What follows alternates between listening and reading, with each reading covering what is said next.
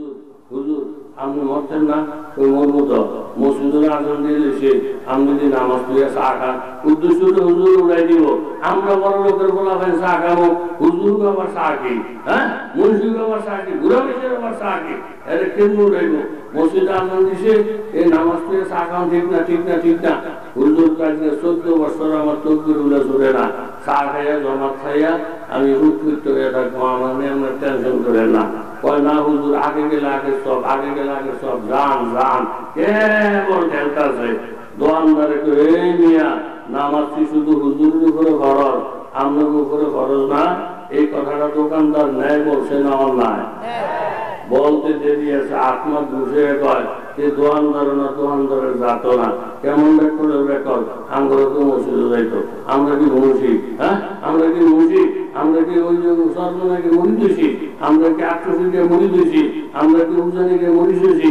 আমরা কি হজ করে দাঁড়িয়ে মশা পাহাই দিয়েছি আমি বললাম চেয়ারম্যানের বাতিজা কেউ বললে এমপির বাতিজা তা বললো ঢাকা শহরে বাসা বাড়ি হ্যাঁ থেকে ঢাকা ইউনিভার্সিটির মাস্টার স্যার 74 বছরের ছাত্র কেমন ব্যাকল আমগুলো মসজিদ দেখা যায় যদি ফি দেয় এলাকার থেকে সারাই দেওয়ার দরকার এটাকে বাবার সাথে বোঝা যায় নামাজ লাগে রোজা লাগে জিকির লাগে টুপি লাগে ভাগনি লাগে এই হুজুরটা সারাই নিতে পারে না আমগুলো টানাটানি করে আমগুলো টানাটানি করে আমগুলো সুখে টাইম আছে নাকি এই ধরনের কিছু মুসলমানের বাচ্চা আছে না ওলি আল্লাহদের শরণাপন্ন হওয়া ছাড়া ওলি হওয়া কি আমাদের দ্বারা সম্ভব না কঠিন কথা কর সম্ভব না কঠিন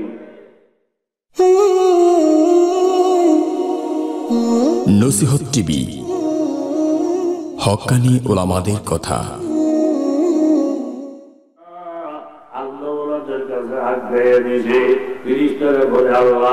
ওই সত্য বহু দূরি আল্লাহদের সত্য বহুত কাছে তাই আর পেশাপাশি করো না আমার বন্ধা মাফের আশা নিয়া আল্লাহ ওলিদের কাছাকাছি আছে আমি আল্লাহ তার সব গুনাহ মাফ কইরা ওলিদের দপ্তরের নাম দেখাইয়া দিলাম তিনি ওলি আল্লাহদের সঙ্গ হওয়ার দরকার আছে না না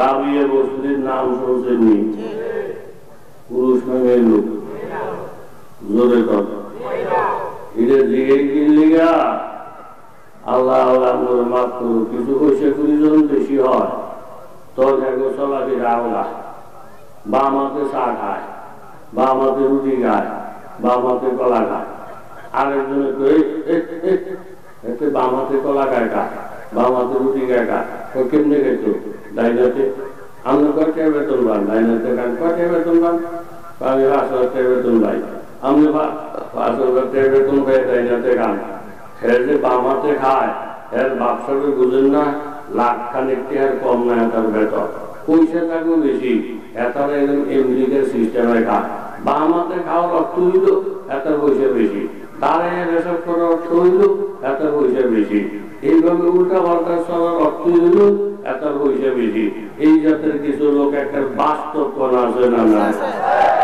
মানে পুরা বলতে পারছে কৌমের 12 জন মানুষ বই বইয়ে চা খায় কোনো দোষ নাই একজন হুজুর এসে চা খাইতো এখন হুজুরটারে কতক্ষণ উড়াইবো টুলের টেকা একটু পরে দিছে আজান আজানটা দিতে না দিতে হুজুর হুজুর আপনি মরছেন না ওই মরবো তো মসজিদের আজান দিয়েছে আপনি যদি নামাজ পড়ে চা খান উদ্দেশ্য তো হুজুর উড়াই দিব আমরা বড় লোকের বলা হয় চা খাবো হুজুর আবার চা খেয়ে হ্যাঁ মুন্সির আবার চা খেয়ে ঘুরা বেশের আবার চা খেয়ে এটা কেন উড়াইব মসজিদে আজান দিছে এই নামাজ পড়ে চা খান ঠিক না ঠিক না ঠিক না হুজুর কাছে 14 বছর আমার তকবির উল্লা চলে না চা খাইয়া জমাত খাইয়া আমি উৎকৃষ্ট হয়ে থাকবো আমার নিয়ে আমরা টেনশন করে না কয় না হুজুর আগে গেলে আগে সব আগে গেলে আগে সব জান জান কেবল ঢেলতাছে দোয়ানদারে এই মিয়া নামাজ শুধু হুজুরের উপরে খরচ আপনার উপরে খরচ না এই কথাটা দোকানদার নেয় বলছে না অন্যায়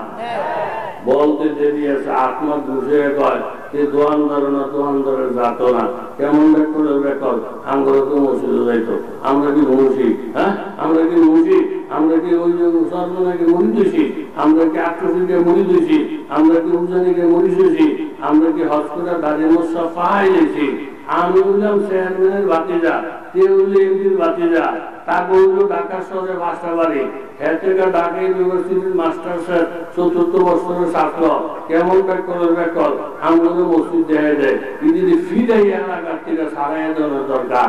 এটাকে বাবার সাথে বোঝা যায়, নামাজ লাগে, রোজা লাগে, জিকির লাগে, টুপি লাগে, ভাগ্নি লাগে, এই হুজুররা সারাই নিতে পারে না, আমগুলো টানাটানি করে, আমগুলো টানাটানি করে, আমগুলো সুখে টাইম আছে নাকি? এই ধরনের কিছু মুসলমানের বাচ্চা আছে না না? সাব্বিহ ইসমা রাব্বিকাল আ'লা আল্লাযী খালাকা ফাসাওয়া ওয়াল্লাযী কদ্দারা ফাহাদা। আমার আল্লাহ তাআলা বলেন, বাবা স্কুলে পড়ো, কলেজে পড়ো, দোষ নাই, এমপি হও, চেয়ারম্যান হও, দোষ নাই। আমি আল্লাহ তাআলা তোমাদের সকলকে একরকম বানাইছি। আলাম নাজআল লাহু আইনাইন ওয়া লিসানান ওয়া শাফাতাইন। প্রত্যেকের জন্য দুইটা করে চোখ, প্রত্যেকের জন্য দুইটা করে হাত পা। আমি যদি তোমার হাত না দিতাম, আমি যদি তোমার জবান না দিতাম, এই বোবা এমপি কেউ ভোট দিত না। আমি ধরে ধরে যদি তোমার জবানটা না দিতাম, এই বোবার কাছে কেউ নেই দিত না। আমি যদি তোমার জবানটা না দিতাম, তাহলে তোমার কাছে কোনো কাস্টমার আসতো না। এতগুলা উপকার আমি আল্লাহ তাআলা করলাম, আমি যেখানে কোনো ব্যাগ বিচার করলাম না। মাদ্রাসায় পড়ো আর স্কুলে পড়ো, নিয়ামত যখন সকলকে সমান সমান দিলাম, আমার ইবাদতের ডাক্তার যখন আসবি, ধর্মমত নির্বিশেষে বাবা মসজিদের মধ্যে চলে আসা।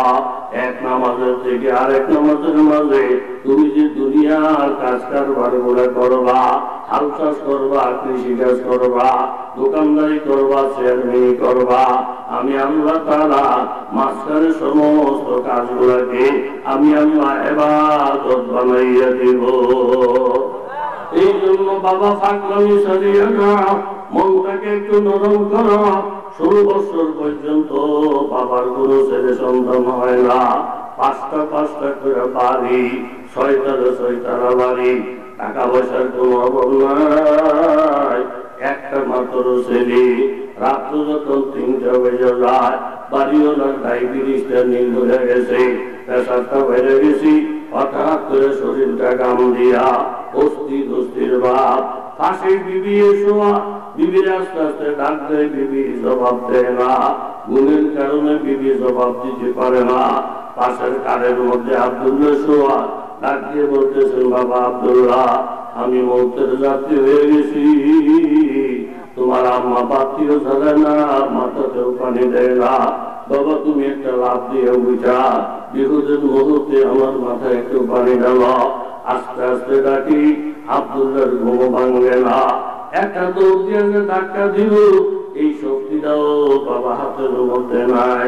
হাতের পাশে মোবাইলটা ছিল, 10-12 জন বন্ধুর নাম সেভ করা, এক একটা বন্ধুর নামে নামে টেলিফোন করে, রিং পাইতে পাইতে বন্ধ হয়ে যায়। ঘুমের কারণে কোনো বন্ধু টেলিফোন করে না, বিবিও কোনো কাজে আসলো না, ছেলেও কোনো কাজে আসলো না, বন্ধু বান্ধবও কোনো কাজে আসলো না।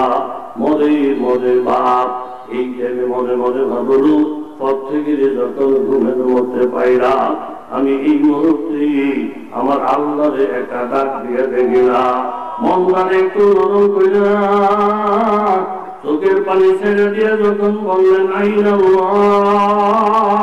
আল্লাহ তুমি এখন কোথায়? ডাক্তার দিতে দেরি, ওই ঘরের সালের মধ্যে কে যেন জবাব দিয়ে বলে, বন্ধা আমি ঘুমাইও না, ঘুমের ভানও ধরি না, তুই আমার একবার আল্লাহ কইরা ডাক দিস, আমি 99 বার জবাব দিয়া তুই বন্ধার সামনে হাজির হইয়া গেছি। সুবহানাল্লাহ।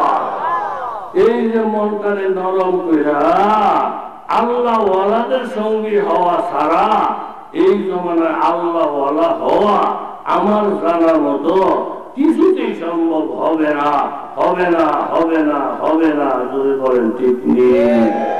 মালিক ইবনে সিনান রাদিয়াল্লাহু তাআলা আনহু, ওনার আম্মা নবীর ঘরের খাদেমা, আম্মা বলেন নবী গো মনটা খারাপ, আমার হুতে আপনার বিরুদ্ধে কথা কয়, আমার হুতে আপনাকে গালি দেয়। নবী দোয়া করেন আল্লাহ মালিক ইবনে সিনানকে হেদায়েত দেন। নবীর দোয়া কবুল হয়ে গেছে। হ্যাঁ যুদ্ধের পোশাক লইয়া নবীর দরবারে এসে বলিয়া রাসূলুল্লাহ আগের যা হওয়ার হয়ে গেছে, আমাকে এখন কলমা পড়াইয়া মুসলমান বানাইয়া দেন। কলমা বললেন আমার নবী সোহবত পাইলেন।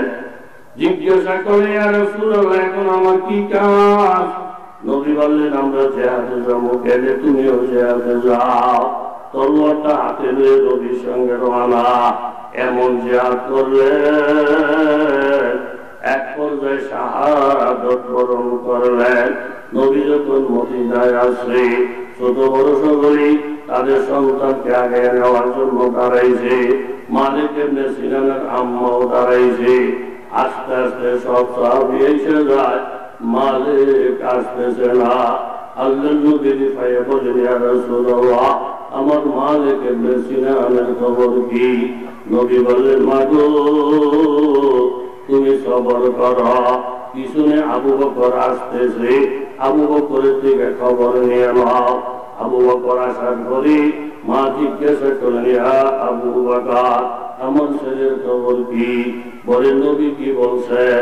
নবী বলছেন সবর করার জন্য, আপনার থেকে খবর জানার জন্য। আবু বকর বললেন মা আপনি এখানে দাঁড়ায় থাকেন, আপনার ছেলে পিছনে পিছনে আসতেছে, আপনার সাথে মোলাকাত হয়ে যাবে। আবু বকর শাহাদাতের খবরটা দেয় নাই, নবী শাহাদাতের খবর দেয় নাই। আমি যদি সালাকি করে শাহাদাতের খবর দেই মা বুড়া মানুষ অজ্ঞান হয়ে যাবে। হযরত আবু বকর চলে গেলেন। একটু দূরে যাওয়ার পরে চিন্তায় পড়ে গেলেন ওনার ছেলে তো শহীদ হয়ে গেছে। আমি যে বললাম পিছনে পিছনে আসতেছে, ছেলেটা যখন আসবে না, মা যখন শুনবে আমার ছেলে দুনিয়ায় নাই, এই মা আমি আবু বকরকে গালি দিবে। আবু বকর এখন আবু বকর সিদ্দিক নাই, এখনো ফাঁকে ফাঁকে মিথ্যা কথা বলে। সাথে সাথে হাত উঠে দেন করে আল্লাহ এই মহিলার কাছে আমি আবু বকরকে তুমি অপমান করো না, তোমার নবী আমার সিদ্দিক কইরা ডাকে, তুমি আমার সম্মানটাকে হেফাজত কইরা মোনাজাত কইরা। আবু বকর মসজিদে নববীতে চলে গেলেন, নবীর বয়ান শুনতে লাগলেন। একটু পরে একজন সাহাবী দৌড়াইয়া নবীর মিম্বরের কাছে গেলেন, গিয়ে বলেন ইয়া রাসূলুল্লাহ মালিক ইবনে সিনান না শহীদ হয়ে গেছে। বলে নবী গো আশ্চর্যের খবর। ওই যে মসজিদে নববীর বারান্দার দিকে নজর করে দেখেন মালিক ইবনে সিনান ওনার আম্মার হাত ধরে ধইরা আল্লাহর নবীর বয়ান সমূহ শুনতেছে। মালিক যেটা ওনার আম্মাও যেটা আল্লাহ নবীর বয়ান মনোযোগ দিয়ে শুনে। আল্লাহ নবী বলেন সাহাবীরা এটা আবু বকরের কারামত। আবু বকরের ইজ্জত রক্ষা করার জন্য মৃত্যু ব্যক্তিকে জিন্দা কইরা আল্লাহ তাআলা ইজ্জতটা বাঁচাইলেন। আমার উম্মতের মধ্যে এমন এমন উম্মত আছে তারা যদি কোনো ব্যাপারে কসম খাইয়া বসে তাহলে আল্লাহ তাআলা তাদের এই কসমটাকে বাস্তবায়ন করার জন্য অসম্ভবকেও সম্ভব করে দেয়। জোরে বলেন সুবহানাল্লাহ।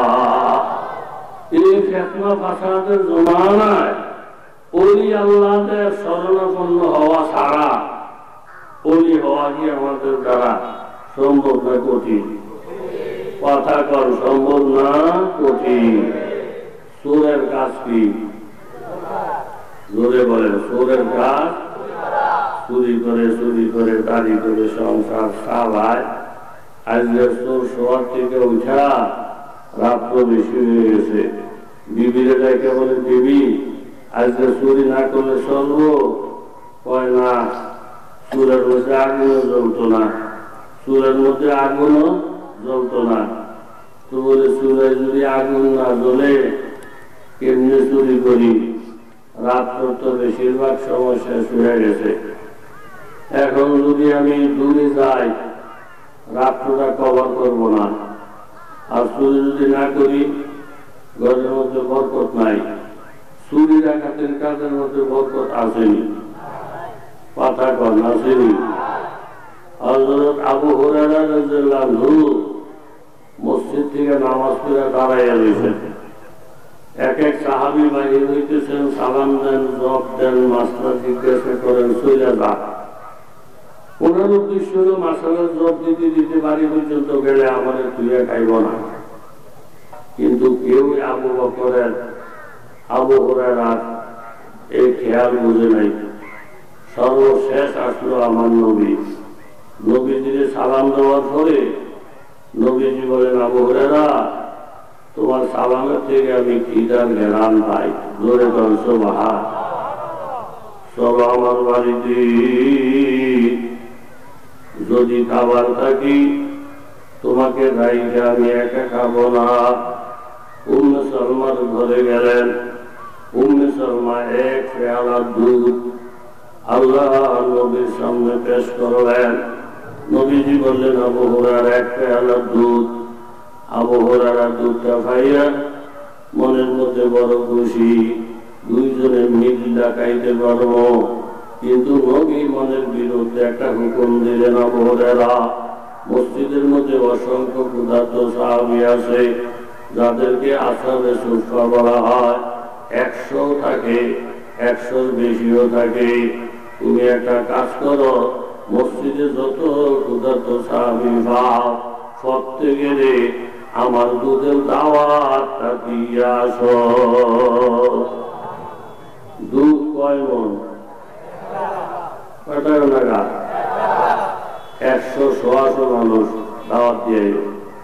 আবু হুরায়রার জন্য বলে, আমার মনটার যে একটা ফেস লাগছে, এক পেয়ালা দুধ দুইজনে ফটাফট খেয়ে দেবো। 100-150 মানুষ দাওয়াত দিলে কে খাইব, কে খাইব, কে খাইব, কে খাইব? নবী যেহেতু হুকুম করছে, আমার বোঝা আসুক চাই না আসুক, নবীর হুকুম মানন লাগবই। কথা কন ঠিক নেই?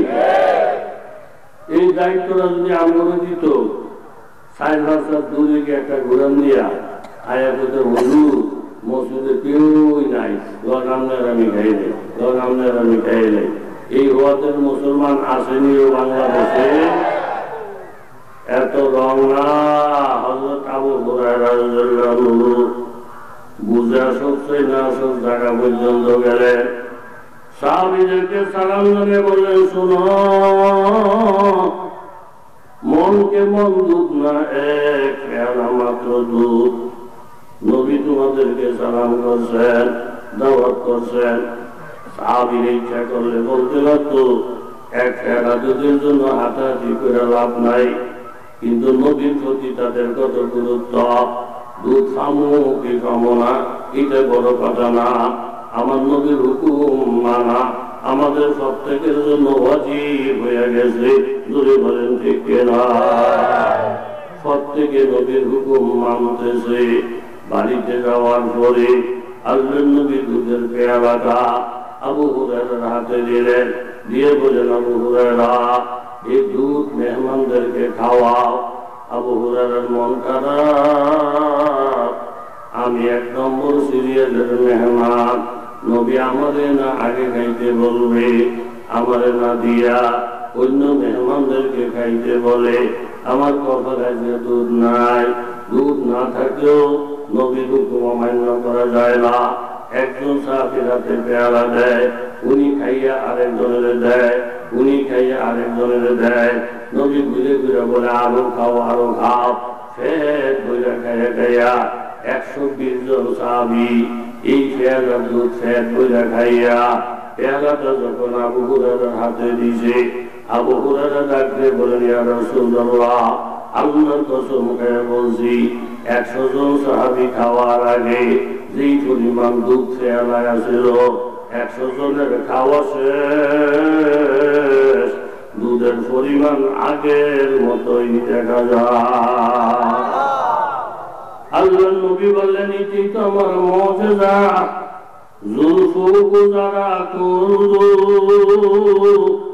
বোরকাতু হতাতু মুদ্দত সে ফেরিশা দিলে মুস্তারহি হামারা। उम्मत में तुम्हारी है, गुलामों में तुम्हारा, तकदीर हमारी है, मुक़द्दर हमारा।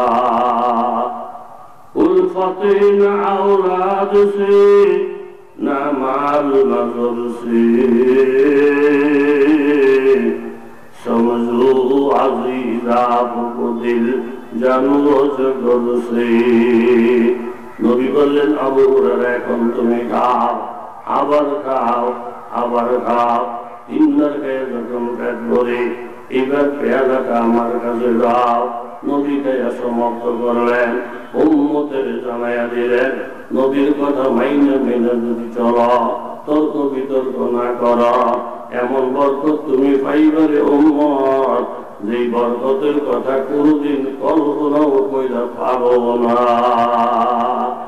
দেওয়ার মালিক যদি বলেন কি সুরের ঘরে বরকত আসেনি, পাতা কন আসেনি।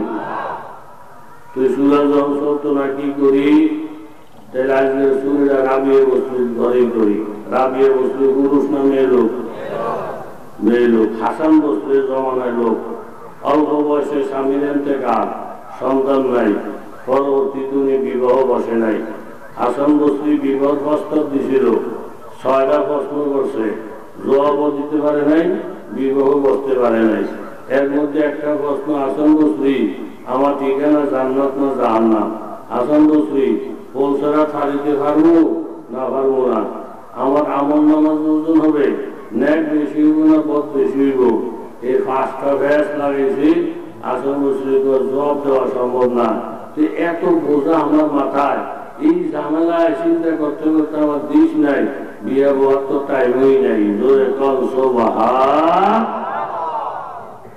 সবাই চিন্তা করে দেখলো, দূর যাওয়ার মতন সময় নাই। আমাদের বাড়ি গেছে রবিউল বসরির বাড়ি, এমন কত কপাল ফোড়া বাবা আছে।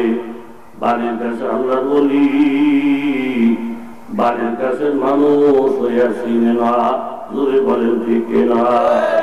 এই যে উজানের ময়দান, আল্লাহর কুতুবের ময়দান, জঙ্গলটা যখন কারিশে হুজুর রহমতুল্লাহ আলাইহি সাফ করে করে সাফ করে করে সাফ করে করে জিকির আজকারের জন্য পরিবেশ কায়েম করতেছিলেন, মুরিদেরা দৌড়ে এসে বলে, হুজুর এই জঙ্গলের মাঝখানে গম্ভীর একটা মসজিদ দেখা যায়, ওই গম্ভীরের ভিতরে বাপ বাচ্চাদেরকে দুধ খাওয়া, এখানে মানুষের প্রসূতি চলে না। কারি সাহেব হুজুর রহমতুল্লাহ আলাইহি বললেন, তোমরা পিছনের দিকে সরে যাও। খাদেমদেরকে পিছনে সরাইয়া আল্লাহ কুতুব সামনে বাড়লেন। নোয়াখালীর ভাষা দিয়ে বললেন, ওই আপনারা কারা? এতদিন আপনারা এখানে বসবাস করছেন, এখানে কোনো মানুষের বসতি ছিল না। এখন আল্লাহর কিছু বান্দা আছে, তারা জঙ্গল পরিষ্কার করে করে এখানে জিকির আজকার করবে, এখানে আল্লাহর ঘর বানাবে, এখানে আল্লাহর নবীর ঘর বানাবে। আপনারা দয়া করে জায়গাটা ছাইড়া দেন। আপনারা জায়গা যদি না ছিলেন, তাহলে আমি আপনাদেরকে জায়গা চিনিয়ে দিতেছি। এখান থেকে পূর্ব দিকে চলে যান, পূর্ব দিকে লালমাই পাহাড় আছে, ওইখানে আপনারা আশ্রয় নেন। আল্লাহ যদি কথাটা বলতে দেরি, বাঘে বাচ্চাগুলোর মুখের মধ্যে কামড়াইয়া একটা মনত বিড়ম্বনা কইরা লালমাহির দিকে ছুটতে গেছে। জোরে কর সুবহানাল্লাহ। ওই দরবারের নাম উজানির দরবার, ওই দরবারের নাম আল্লাহর কুতুবের দরবার। ওই দরবারের লোকেরা যদি টাকার ফিকির করত, এই যে আল্লাহ মাহফুজ সাহেব মধ্যজুল আলী, টাকার খবর নাই, পয়সার খবর নাই। দেওয়ানবাগের ফিরির যদি শত শত কোটি টাকার মালিক হইতে পারে, তাহলে সরমনাইয়ের হুজুরেরা এইভাবে সরমনাইয়ের ঘোরা হইল উজানি, উজানির হুজুরেরা হাজার হাজার কোটি টাকার মালিক হইতে পারত। জোরে বলেন ঠিক কিনা? এই অলি আল্লাহদের কারখানা বাবা জমিরুদ্দিন সাহেব রহমতুল্লাহ আলাইহি এইভাবে উজানি মাদ্রাসার মধ্যে মাহফিল, জমিরুদ্দিন সাহেবের দাওয়াত, জমিরুদ্দিন সাহেব রহমতুল্লাহ আলাইহি কারি সাহেব হুজুর রহমতুল্লাহ আলাইহি পীর ভাই, এই পীর ভাইকে দাওয়াত করছে, দোস্ত তুমি আমার উজলির মাহফিলের মধ্যে যাইবা। পীর ভাইয়ের দাওয়াত পাইয়া এইভাবে যখন রেলগাড়ি দিয়ে নামলেন, মাদ্রাসার পক্ষ থেকে ঘোড়া রেডি করে রাখছে। জমিরুদ্দিন সাহেব ঘোড়ার মধ্যে উঠা উজানির দিকে যখন রওনা দিছি, উজানির কাছাকাছি এসে একটা লাফ দিয়া ঘোড়ার থেকে লাইন না গেছে।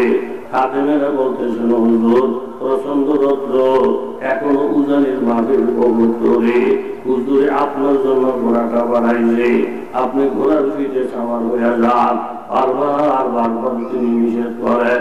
এরপরে যখন খাদেমেরা বুঝে না, জমিরুদ্দিন সাহেব রহমতুল্লাহ আলাইহি রুমালটা সরিয়ে বলেন, বাবা আমারে বিরক্ত করো না, আমি এলাকার মধ্যে ঘোড়ার মধ্যে কিভাবে সাওয়ার হব, আমি সীমানাটার মধ্যে যখন আসলাম, চতুর্দিকে যখন নজর করি, গাছপালা তুল্যতার থেকে শুধু জিকিরের আওয়াজ পাই, সব জায়গা থেকে শুধু জিকির আর জিকির।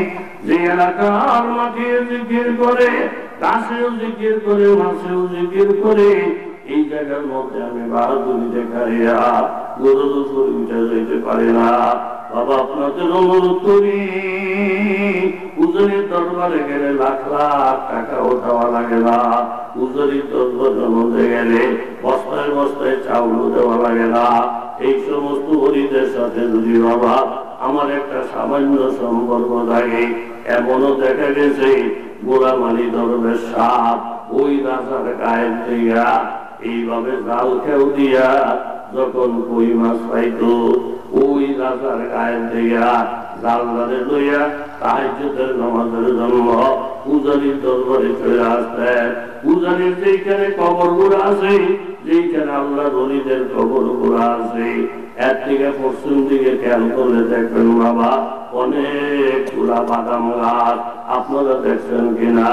গোলামালি দরবেশ শেষ রাত্রের জিকিরটা কুতুবে আলমের সাথে করার জন্য রাজার গায়ের থেকে দৌড়িয়ে যখন আসতেন, ওই এরকম ভাবে বা জাম গাছের বাদাম গাছের তলায় দেখে কারি সাহেব হুজুর রহমতুল্লাহ আলাইহি দেখা যায় না, এখানে একটা হাত, এখানে একটা পা, এখানে একটা মাথা, সারাটা অঙ্গ প্রত্যঙ্গ লাফায় লাফায় মাহবুবের জিকির করতে আসে। সুবহানাল্লাহ। ওই আগুনের মধ্যে হাত লাগাইয়া দেখো বাবা, তোমার কলবের মধ্যে একটা নূর আসতে থাকবে। সূরার কফার খুলে গেছে, দূরে যখন যাইতে পারবো না, বাড়ির দেশে রাবিয়া বসরির বাড়ি, কপাল খারাপ রাবিয়া ছিলেন না, আস্তে আস্তে রাবিয়া বসরির বাড়িতে গেছে। রাত গভীর, গিয়ে রাবিয়া বসরির ঘরে দরজা খোলা, জানালাও খোলা, উনি সেজদার মধ্যে পড়া কাল দরবারে যেন কান্নাকাটি করতেছে।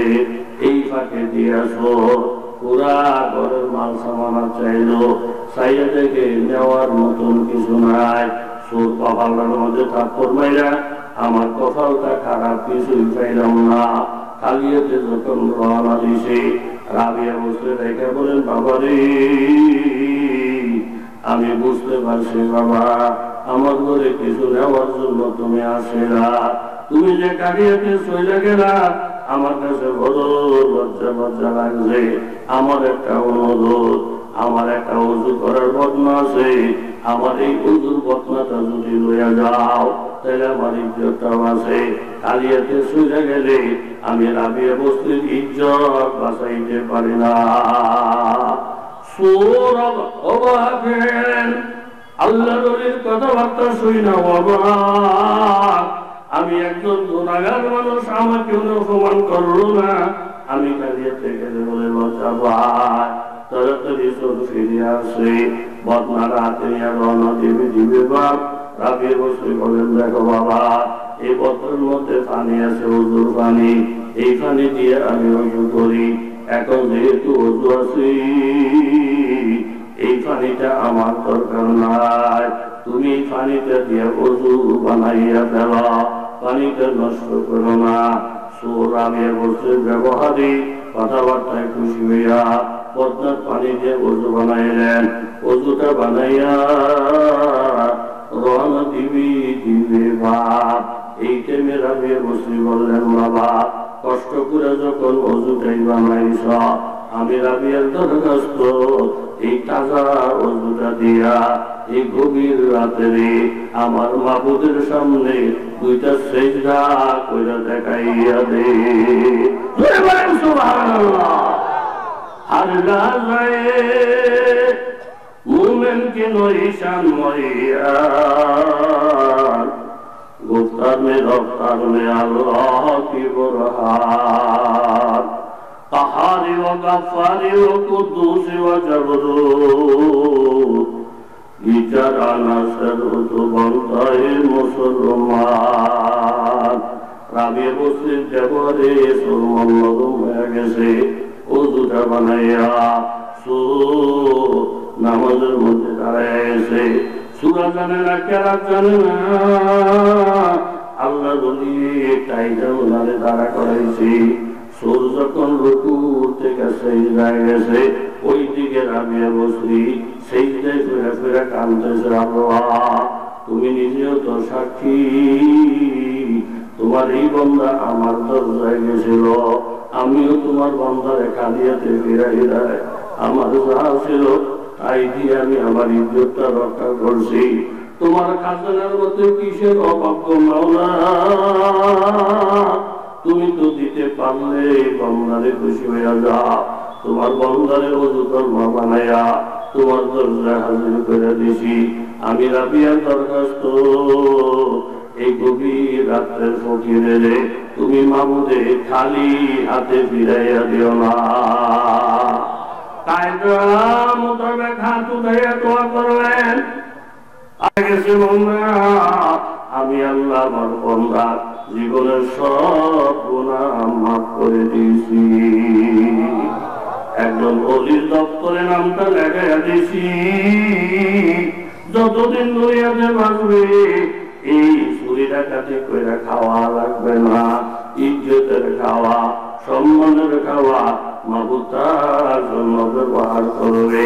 শর্ত হইল যদি সে ধরিয়া রাখতে পারে, জোরে বলেন ঠিক না। আমার একটা দিল সাক্ষী দেয়, এই আসরের পরে বিয়াবান ময়দান বাড়িঘর নাই, কিন্তু ফ্রাই প্যান্ডেলটা ভরা। কথা কোন ঠিক নেই। প্রতি বছর যখন ইসলামী জলসা হবে এখানে ফিসা হুজুরে ফয়সালা দিবে, এমনও হইতে পারে 3 দিনের ইসলামী জলসা গাটি গুটি লয়ে এসে পড়বে। এরকম আপনারা 100 জন লোক যদি তৈরি হয়ে যান, 4-5 বছরের মধ্যে আপনাদের এই খানকা হবে সর্বশ্রেষ্ঠ খানকা। আমি অদম বোঝা গেলাম, আপনারা আমিন বলেন। এরপরে ফিসা হুজুরের বড় সাহেবজাদা আরেকটা কথা আপনাদেরকে বলি, ওলি আল্লাহরা যদি ভাঙ্গা ভাঙ্গা কথা বলে বুঝা যায় না, একেবারে কান লাগাইয়া শুনে থাকবেন। এই ভাঙ্গা কথার মধ্যে অনেক নূর আছে। কথা কোন ঠিক নেই। একেবারে ঘুম ফাড়াইয়া মাইকে তার মার সিধা যা হয়, ওলি আল্লাহদের চুপকে 2-4টা কথার মধ্যে এর থেকে আরো কঠিন নূর হয়। কম ঠিক নেই। উদাহরণ ফিসা হুজুর রহমতুল্লাহ আলাইহি কোনো কারণে আধা ঘন্টা বয়ান করতো, কোনো কারণে 15 মিনিট বয়ান করে আইসা করতো। এই 15 মিনিটের বয়ানে অন্তত 6 মাস পর্যন্ত ওই এলাকার মধ্যে শুধু নূর সংকাইত। এই দেশগুলোর প্রতি আমি মসজিদ আহমদের দিলে মহব্বত বেশি। আমাদের দাউদকান্দি থানা, আমরাও তো এক সময় দাউদকান্দি থানায় আসিলেন। কথা কোন না। এরপরে মাওলানা ফজলে হিসাব মফদুল আলী, উনি আমার আত্মীয়র মধ্যে পড়েন। উনি আমার বড় ভাইরা, আমি আমার ছোট ভাইরা। স্বাস্থ্য জেঠাতো, উনি জেঠাতো আর আমি হইলাম স্বাস্থ্য। অনেক বড় মুখলেস মানুষ, অনেক বড় আবাদত গুজার। আমি মাঝে মধ্যে গরিব দাউদকান্দি যখন গ্যাস লই, আমরা মাগরিবের নামাজ পড়া ফটাফট গাড়ি দুটো যাই আরেক মাহফিল ধরার লেগা। আমি যতবার দেখলাম উনি আব্বাবিন কইরা 6 তসবিহ আদায় না কইরা যত কঠিন মাটি লোক একদিন ওনার গাড়িতে উঠতে দেখি নাই। কি বলেন, ঠিক কি কথা? কই যাবেন মানুষ, কই যাবেন? এই জন্য আপনারা দিন দিন বাড়াবেন। আর আমার মাওলানা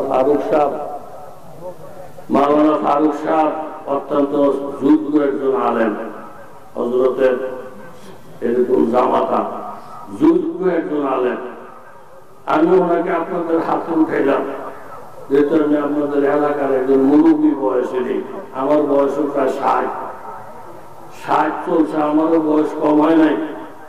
এই মাওলানা ফারুক সাহেব আপনাদের হাতে উঠাইলাম, তারে আপনারা আদর করে গ্রহণ করে নিবেন।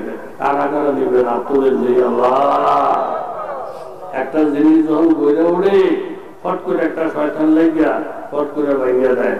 খুব সতর্ক থাকবেন। আর আল্লাহ যদি আমার হায়াতে বাসে রাখে, প্রতি বছরের ইসলামী মাহফিলে আধা ঘন্টার লেগে হইল আমি আসবো, যেহেতু আমার দেশ। কথা কন ঠিক নেই? আমার কাছে অনেকের আবদার, হুজুর আমরা আমার দেশের আমরা ঠিকঠাক মতো ভাই না, আমি আমার সময় দেবো, টাইম মতন হইতে আগে জানাই তৈব, মাহফিল কাটটা যাতে আওয়া না লাগে আগে জানাই তৈব। যদি আজকে ওই টাকা জানা থাকতো, শরীর অনেক খারাপ, পথেই আসে না মুখ দিয়ে। এই জামায়ের কথা আইসা আমি ভাবছি যে 15 জন মানুষ হইতাম না, কিন্তু কেউ আসানো পুরা প্যান্ডেল ভরা, আমি খুশি হয়ে গেছি। তো দোয়া করি আল্লাহুম্মা আমিন। আল্লাহুম্মা ওয়াফিকনা লিমা তুহিব্বু ওয়া তারদা মিনাল কওল ওয়াল ফি'ল ওয়াল আমাল ওয়ান নিয়্যতি ওয়াল হাদিস ইন্নাকা আলা কুল্লি শাইইন কাদির। আয় আল্লাহ, বিয়ে বানালাকা ওরা আকাশের নিচে বাড়ি নাই, ঘর নাই, শুধু একটা সামিয়ানা, তাও সরিয়ে দিলে আসমান দেখা যাবে। আল্লাহ, যে মানুষগুলা প্যান্ডেল নিচে বসা, অনেকের বাড়িতে বিল্ডিং আছে, টাইস আছে, কার্পেটের মধ্যে তারা বসে, এই মানুষগুলা নিয়ে আপনার দরবারে হাজির। অল্প দিনে বহুতল বিশিষ্ট একটা ভবন এইখানে আপনি কবুল করেন। দাওরে হাদিস পর্যন্ত একটা মাদ্রাসা বানাইয়া দেন। আল্লাহ, সহি একটা খানকা এখানে কায়েম করে দেয়। শেষ রাত্রটা যখন হবে, পাগলেরা এসে যেন জিকিরে পাগলামি শুরু করে দেয়। আল্লাহ, পাগলদের একটা খেলা তুমি মিলাইয়া দাও। মালেফতের একটা আগুনের কুণ্ডলী এখানে তুমি কায়েম করে দাও। আল্লাহ, কত ইহুদি নাসারা সোর ভাত মত করে সত্য, কত কোটি কোটি টাকার মালিক হয়ে বাহাদুরি করে। আল্লাহ, তোমার বন্ধাগুলো তোমারে রাখবে, তুমি এখানে একটা খানকা একটা মাদ্রাসা করবা না। আল্লাহ, আমি অতন নজির আহমদ এখানে পাড়া দিয়ে দেখছি, এখান থেকে শুধু এলেমের বেড়ান আসতেছে। আল্লাহ, যেই মানুষগুলোর দিকে আমি তাকাইলাম, এই মানুষগুলো আমার জন্মভূমির মানুষ। আমাদের দেশের মেয়ে লোকেরা পর্দা খুশিটা যদিও জানে না, কিন্তু আলেমদেরকে তারা অনেক ভালোবাসে। আমাদের দেশের সরল শান্ত মহিলারা আলেমদেরকে ফির বাসায়দেরকে বড় ভালোবাসে। তাদের দিল ভালো, মন ভালো। এই তাদের সরলতার সুযোগে অনেকে শরীর বিরোধী কাজকর্ম করে তাদের জীবন নষ্ট করে দেয়। আই আল্লাহ, একটা সহি তরিকে এই জায়গায় তুমি জ্বালাইছ, এই বাতিটারে তুমি দিন দিন আলো করে দিও। আল্লাহ, এই বাতিটারে আলো করে দিও। হযরত মাওলানা ফারুক সাহেব অত্যন্ত বড় আলেম, বড় ফিরে কামে, ওনাকে মুরব্বীরা পরামর্শ করে এই জায়গায় বসাইছি। আয় আল্লাহ, আপনি ওনাকে হিম্মত দিয়ে দেন, কাবিলিয়ত দিয়ে দেন, পুরাটা এলাকাকে হামোয়ার করার তৌফিক দিয়ে দেন। এমন এমন মানুষ এখানে বানিয়ে দিয়েন, 24 ঘন্টা কেউ না কেউ যেন এখানে জিকিরের মধ্যে থাকে, এমন একটা হালাত বাঁচিয়ে দিয়েন। এই ব্রিজের কাছে আসলে যেন গাছপালার থেকে আমরা জিকিরের আওয়াজ শুনতে পাই। আল্লাহ, আল্লাহ বিশাল একটা মার্কাজ এখানে বানায়া দাও, বিশাল একটা খানকা এখানে বানায়া দাও, হেদায়েতের মার্কাজ বানায়া দাও। ওয়াসাল্লাল্লাহু তাআলা আলা খায়রি খালকিহি মুহাম্মাদ ওয়া আলিহি ওয়া আসহাবিহি আজমাইন বিরহমাতিকা ইয়া আরহামার রাহিমিন।